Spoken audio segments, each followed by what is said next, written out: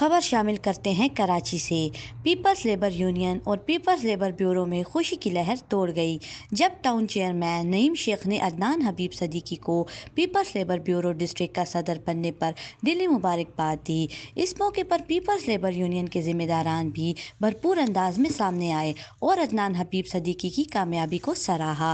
Town chairman Naeem Sheikh ने इस मौके पर अपने ख्यालात का इजहार करते हुए कहा कि अदनान हबीब सदीकी की सदारत से पीपल्स लेबर ब्यूरो डिस्ट्रिक्ट की कारकर्दगी में नुमाया बेहतरी आएगी। इनका कहना था कि नई क़यादत के आने से तंजीम में एक नई जान डालने की उम्मीद है और इससे कारकुनान के मसाइल के हल में तेज़ी आएगी। अदनान हबीब सदीकी के मुंतखब होने पर पीपल्स लेबर ब्यूरो के अहदेदारान ने इनका पुरतपाक इस्तकबाल किया और इस मौके पर तंजीम में नई इस्लाहात और तरक्की के अज़म का इजहार किया।